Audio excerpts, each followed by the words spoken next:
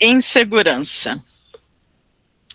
Os inseguros omitem defesa a seus direitos pessoais por medo e evitam encontros ou situações em que precisam expor suas crenças, sentimentos e ideias.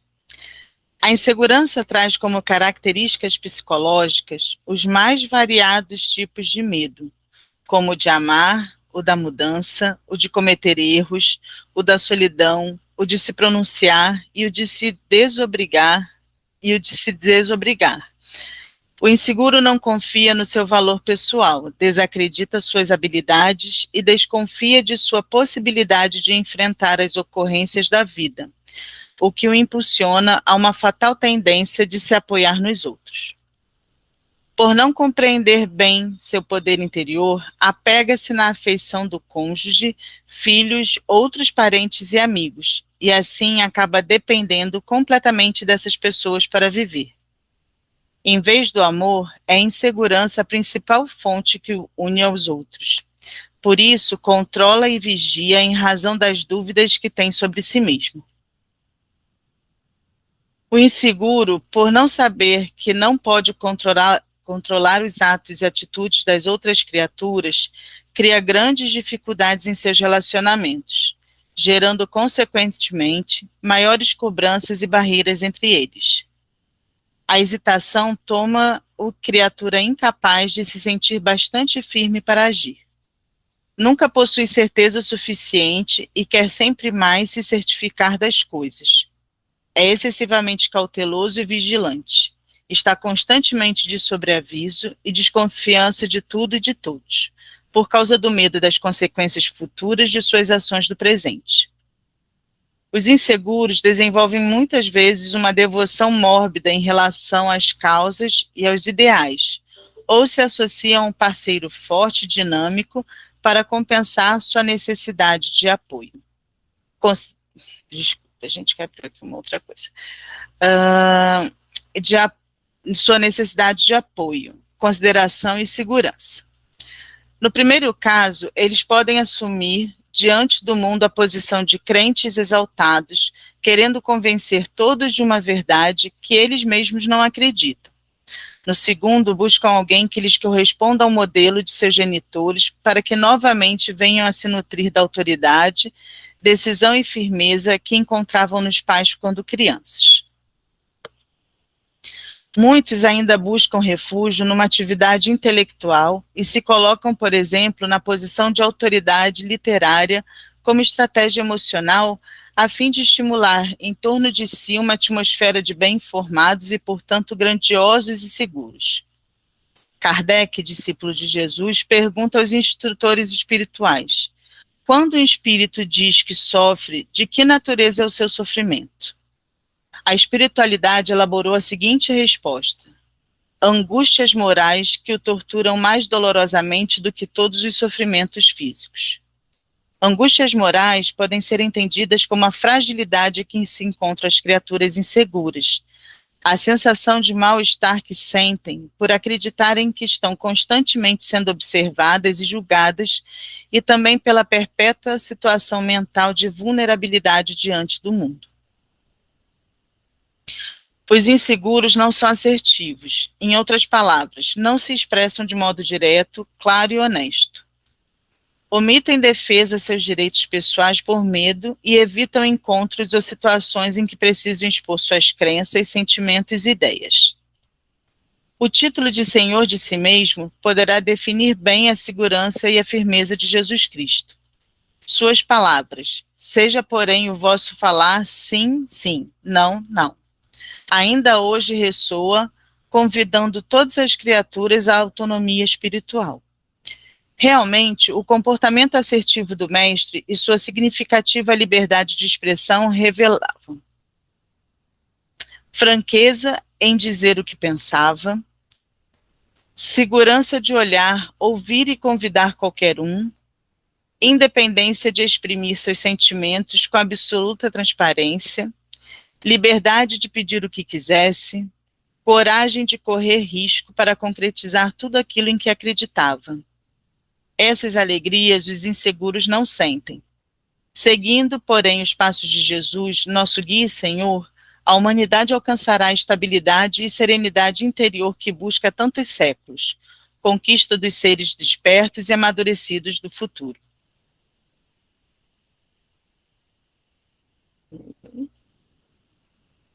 Aí, para mim, já entra o próximo. Questão 255. Quando o espírito diz que sofre, de que natureza é o seu sofrimento? Angústias morais que o torturam mais dolorosamente do que todos os sofrimentos físicos. O texto, para mim, no meu livro, termina aqui. Não, termina aí mesmo. Depois começa outra insegurança. Então, tá bom.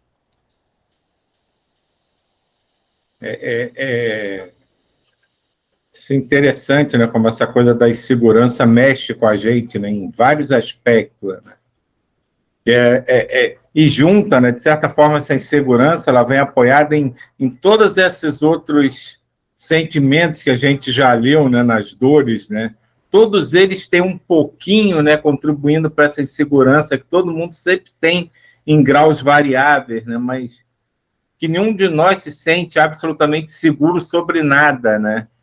E é um mosaico, né, de coisas que a gente precisa aprender a lidar com elas, né, para ir se equilibrando aos pouquinhos, né.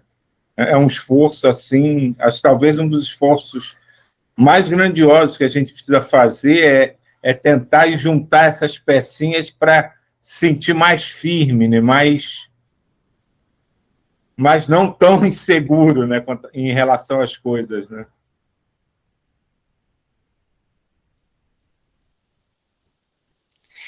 Você colocou um ponto que era o que eu estava pensando. Como que a insegurança está ligado com esses outros defeitos, né? Porque estava ali falando da insegurança, aí eu já associei também com a questão do medo. Aí eu me lembrei também do conhece-te a ti mesmo, né? Do se autoconhecer. Então, como que ele é o resultado de uma série de aspectos que vão gerando essa insegurança.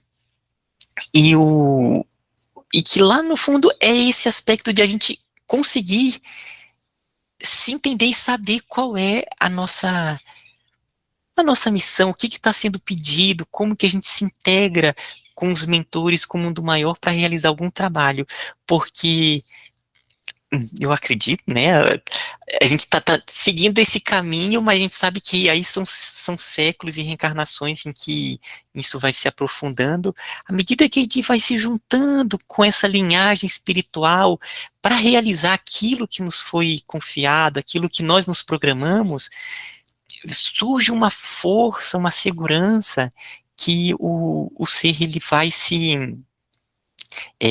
se descobrindo cada vez mais. Aí, só para finalizar aqui o que eu ia comentar, eu me lembrei também, há muito tempo, acho que estava na época da graduação, eu li um livro que era autobiografia do Gandhi. Não foi que eu li, não. Eu comprei o audiolivro da autobiografia do Gandhi, mas não era a autobiografia dele completa, porque parece que ela é bem grande. Eles pegaram algumas, meio que fizeram um resumo dessas considerações do Gandhi. E foi muito bacana eu escutar aquele audiolivro, porque ele vai contando o processo dele, ele indo lá para a Inglaterra, bem jovem, quanto ele era inseguro, quanto ele era tímido, e aí depois, quando ele começa a se conhecer, a conhecer qual vai ser o seu papel, aí depois ele vai para a África do Sul. Na África do Sul, o Gandhi começa o trabalho dele na África do Sul. E ali ele já começa a descobrir qual é a sua missão. E aí depois que ele vai para a Índia, e aí ele se torna o líder que a gente conhece. Mas é interessante ele contando aí esse processo, como ele não tinha coragem de falar nada, ele ficava todo quieto, e vai ganhando essa força interior. E o último caso também que eu vou dar é do Luiz Gonzaga, o Gonzagão. No filme, no começo, ele ali tentou seguir o caminho do tango. Então, o trabalho dele, ele tentava fazer sucesso tocando ali tango, e depois que ele descobriu qual era meio que o chamado, e é quando vai vindo toda a intuição, todo o trabalho dele, e deixando uma obra tão bonita aí, né? Então, era isso que eu queria compartilhar com vocês. Eu lembrei nessa história da coisa da fé, do grão de mostarda, né? A gente, parece que quando a fé chega na gente, aí vai embora a insegurança, né? Essa força, né, do Gandhi, tudo, né? Ele precisou passar para ele encontrar o que ele, né? E ali no momento em que ele se encontrou, isso aqui, vamos embora. E aí cria uma fé, a fé do grão de mostarda. Me lembrou isso daí.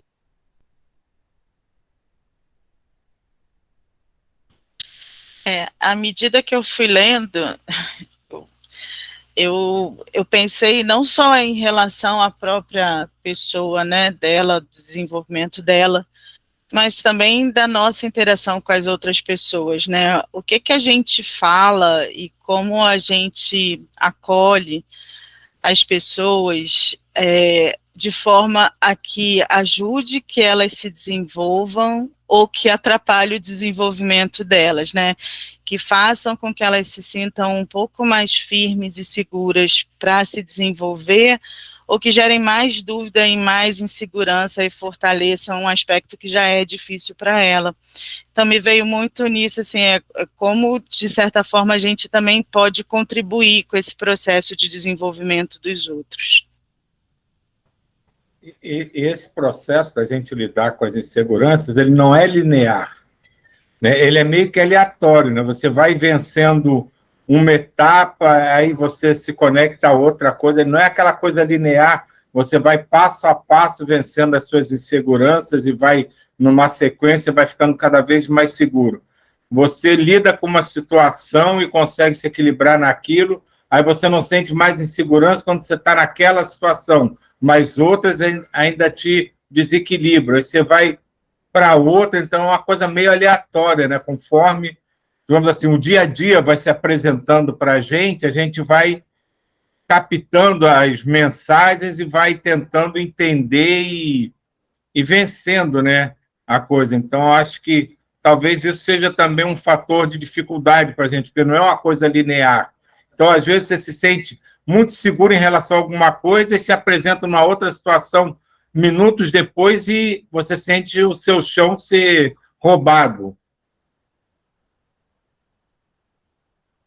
Quando fala de insegurança, a gente pode falar também de autoestima.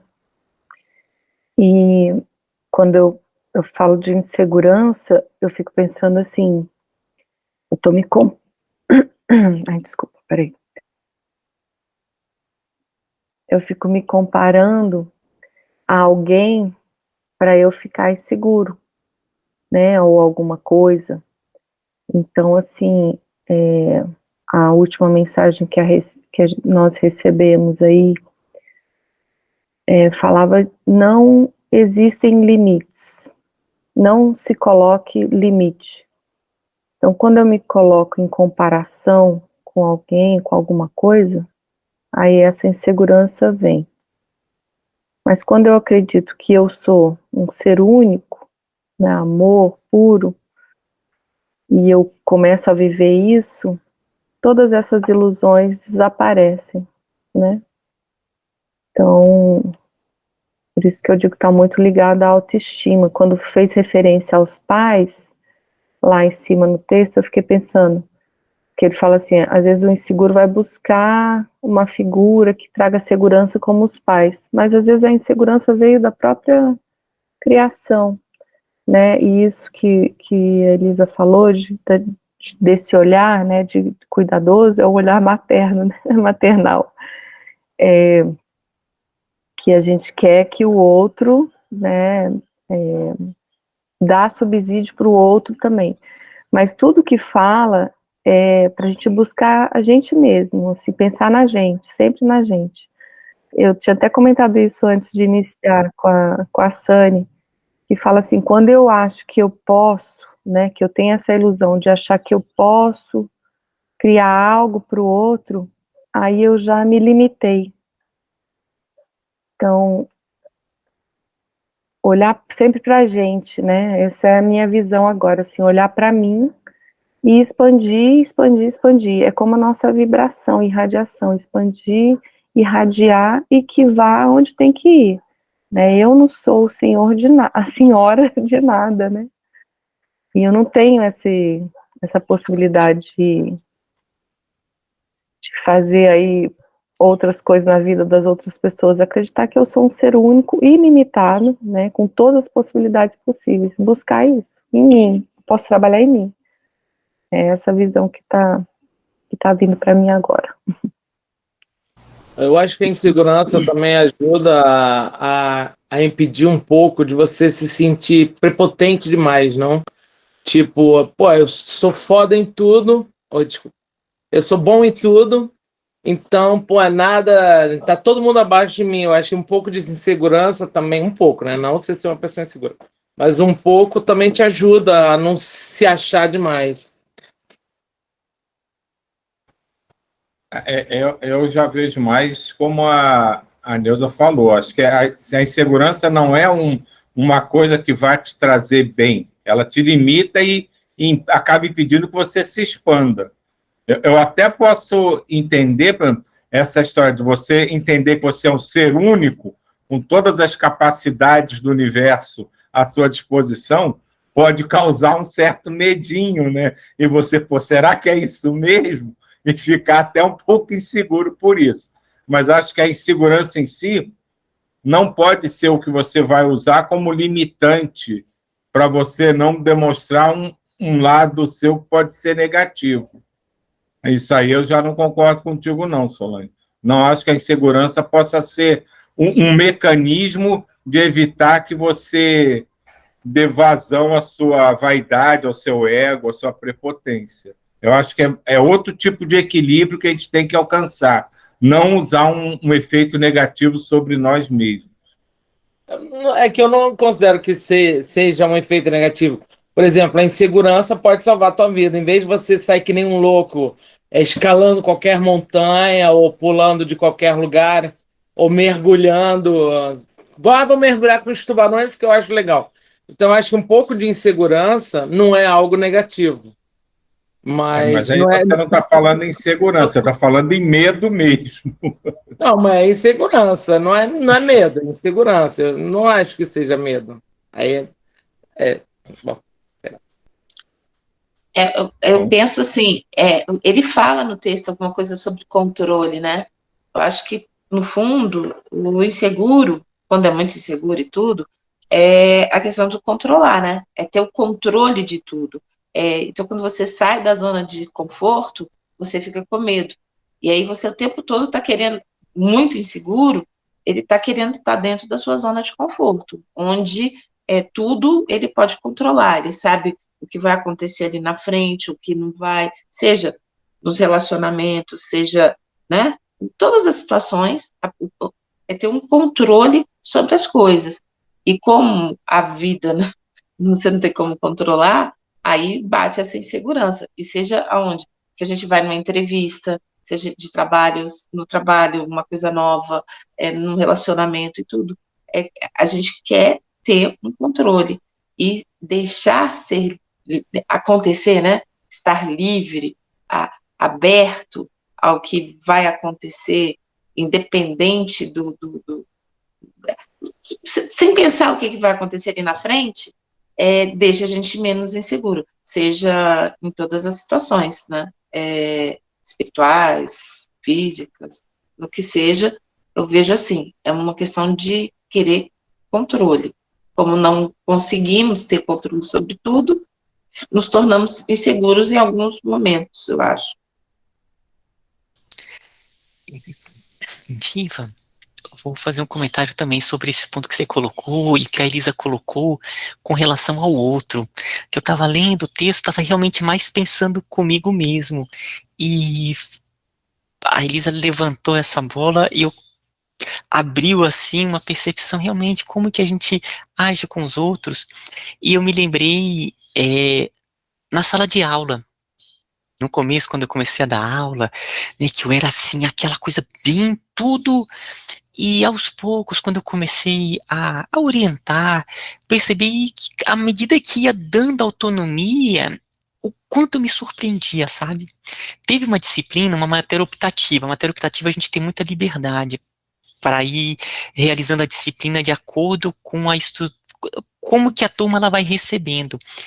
E aí tinha umas atividades finais que a princípio eu tinha pensado de determinada forma, eu pensei assim, não, vou fazer de um jeito para ver o que vai emergir desse trabalho deles. E eu fiquei tão impressionado, gente, foi um trabalho assim que era muito melhor do que poderia se pensar.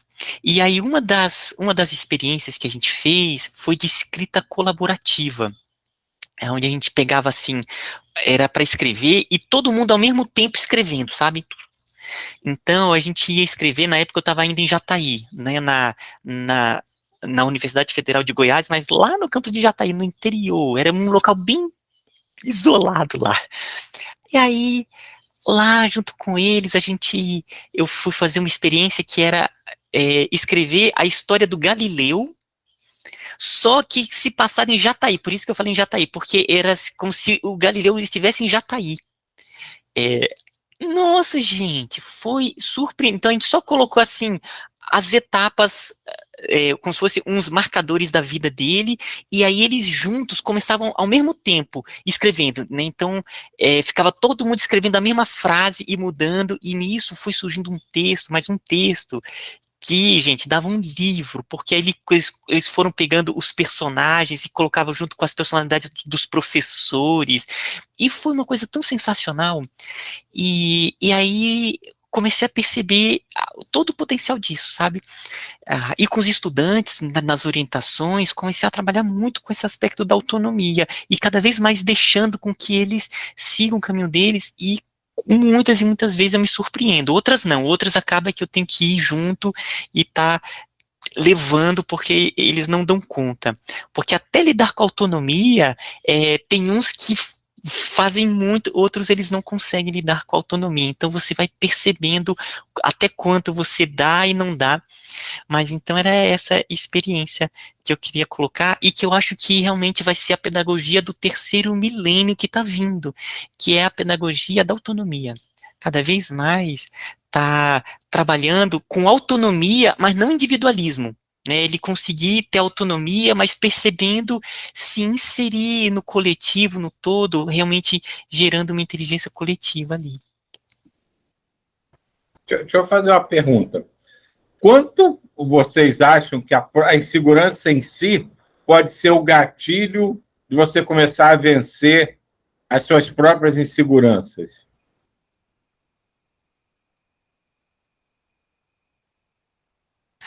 Complexa pergunta, assim, o quanto? Eu não saberia, não me aventuraria, talvez, a colocar uma É reflexão. uma coisa assim, tem pessoas que a própria insegurança é que as motivam a vencer aquela dificuldade, né? Então, como isso de repente funciona, né? Você tem os seus medos, as suas dificuldades, isso gera insegurança. Mas, de repente, a própria insegurança num mecanismo de, não sei, de algum feedback interno que ela gera, é aquilo que ela precisa para disparar o processo de enfrentamento e vencer aquilo, né? Não sei, é complexo e meio doido, né? Mas eu entendi, Silvio. Eu acho que tem lá no fundo quando você acredita no que você vai fazer. Assim, às vezes a gente fica com medo, realmente. O medo de ter medo, né? Ou a insegurança da insegurança, o medo da insegurança, ou, né? Ficar inseguro.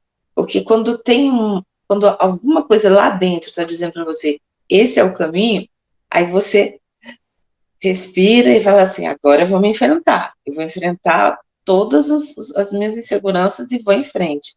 Mas tem que ter uma coisinha que, nem que seja, se você for um pouco temerário, aí como a Solange colocou lá, de subir as montanhas, não sei o que, né?